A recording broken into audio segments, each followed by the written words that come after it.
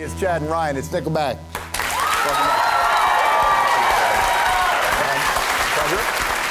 Welcome back, fellas. Thank you. The Nickelback train keeps on rolling. As always. Is it still fun? No, it sucks.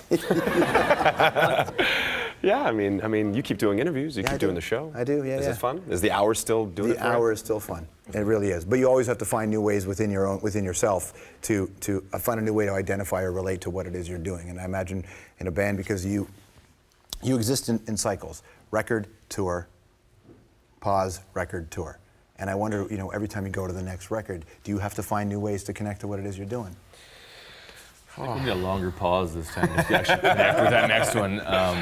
Yeah, you always have to. You always have to kind of dig down and find out why you're doing this. Still, it's like it's always to better yourself and improve what you're doing, improve your craft. But it's getting, I think, lately from the last break and this next upcoming break, I think is going to be a longer break. Yeah. Got to figure out where we're going to go next. Are there options of where the band's going to go? There's no options. Well, you could go down the road you're going, which seems to be working. Or No, I mean, we just, we keep trying desperately to enjoy where we are at this stage of the game. And people keep stopping us from doing that. They're called booking agents and managers. Yeah. Yeah, we try and, take breaks now and again. And we've been successful in getting longer and, just demanding longer and longer breaks.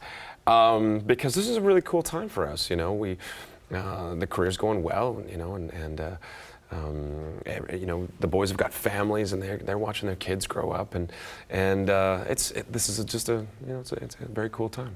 Tell me about the Obaki Foundation. It makes me happy. It's a cool book. It's a cute book too. How did this? Nice. Did you guys become involved? I mean, this is directly connected to you, right? Yeah. Well, with the help of these guys helping us fund a lot of the reasons why we're doing See, stuff he only like loves this. me for the money. Yeah. Keep writing them hooks. We all do. It's been great. It's something that we can kind of latch onto, and something for everybody else to latch onto. Tell people what it is. Well, the Obaki Foundation is something that my wife set up through her company to basically, so we can kind of direct where our charitable funds are going. We used to work with ICA, International Children's Awareness, in Canada. There's a guy, a major in the military that works out of North Bay that just literally 3 people sitting around a coffee table saying, okay, what can we do? Where can we do the best work? Where can we make a difference? And this is like 15, 16 years back. And it really just starts very organically. Our NGO isn't, when you meet a lot of other NGOs that are What's an NGO? Faith-based, like non-government organizations. So a lot of the charities that we'll set up in different places, like MSF or or things like that. Save the Children. Yeah.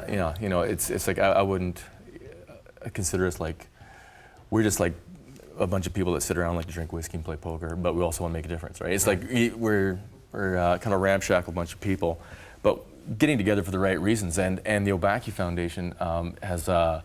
We've started to fund money from the last the tour. We had a pretty good size of money to go to water projects and education facilities. Whether we're working with government training centers that are already existing, or building them right from the ground up, cinder block buildings. I mean, some of the schools. This is the reason that I actually went to Africa in December, was to see where the money's going, right. See what kind of difference is being made. What was your experience like in Africa? It was. Sat around, drank whiskey, and played poker. I think you didn't get the right things out of it. If that's the case. It was pretty funny though. I wanted to bring some gifts from over here, so I brought like 6 bottles of Crown Royal, and no, it's a gift to give to these the fawns or the kings of the areas there, and one of them was there. And the rest were all busy. I'm like, well, I've got 5 other bottles here. I'm gonna kill some time at night. But after 7 o'clock at night, there's nothing. It's like there's no power where we're going. There's nothing. But it was great to see all these projects actually, with my own eyes, to make sure that this is actually happening. I mean, I know where the money's going. I come and tell everybody that's helping us, whoever's donating, whoever's fundraising, whoever's helping out. I've seen it, this is where it's going. There's like 6 schools being built, 3 water projects have been completed, and lots of others being worked on. We're just trying to make a difference kind of where we can, starting kind of the ground floor, clean water, make sure there's education there. The gifts that a rock band, when they're successful, gifts that they earn and that that are bestowed upon them when you have success can be so great that sometimes some artists feel it's a responsibility to start to engage and give back, for lack of a better word, to start to do something with all those gifts. Did you guys feel that way? Did you, as a group in Nickelback, did you say, we're doing well, we got to do something here? Yeah, there's a level of guilt that starts coming along. It's like, wow, we're pretty lucky. We're pretty fortunate. And then you start looking around at other, places in the world that are not so fortunate. And you just can barely get up and look in the mirror without going, we need to help because, we have everything and these people have nothing. One of the things that we were just talking about was the things that we take for granted in this great nation of ours called Canada.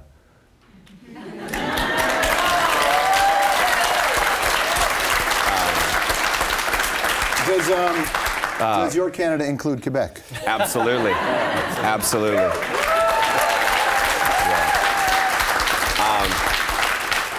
Last time I checked, at least when I was going to school, Canada started at the Pacific Ocean and went to the Atlantic all the way. Yeah. And I'm very proud to be a part of it.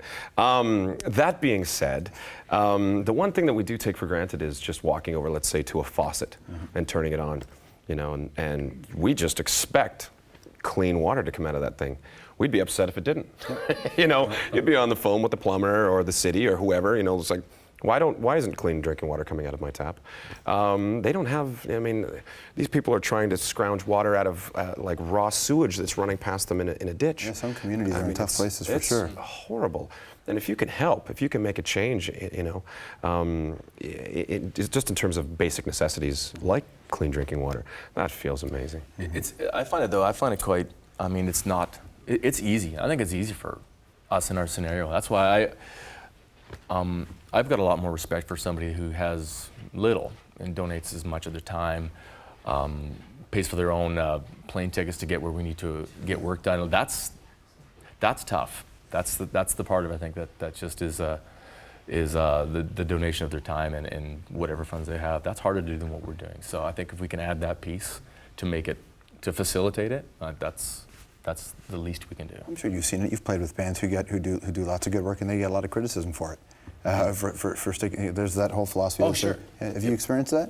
Well, not yet. Maybe when this is done. No, you know what? I've always been very indifferent. I kind of shy away from the press quite a bit, and when it comes to this, and it's a bit of a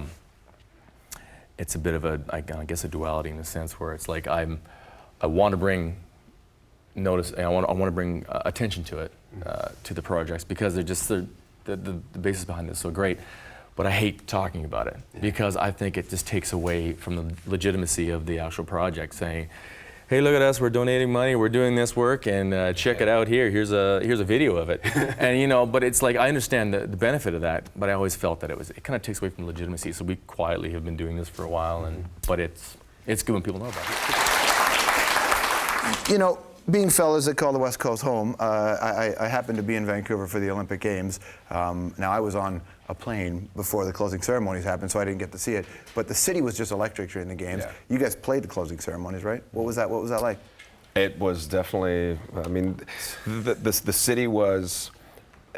I didn't even. Our performance was. I wasn't nervous about it. I wasn't concerned about it. I was so wrapped up in wanting to make sure that somebody wearing a Canadian jersey took that little piece of hard rubber and stuck it in the back of the net, And when it happened, the entire country went absolutely ballistic. But the city itself, if you weren't there, it's really tough to describe. Even with the cameras, every news team around the nation was in Vancouver, and it still didn't quite capture it because that city was just so united, and it was just. It's hard to explain. A lot of mobs, a lot of happy mobs. Yeah. Happy mobs, yeah. It was interesting. It was a really good mood all around. There was so much. The very much organized chaos. Love was in the air. Yeah, certainly. Yeah, it was great. There was something. We mentioned off the top of the show that the average house price now in Vancouver is over $1 million. I wonder if that was your guys' fault.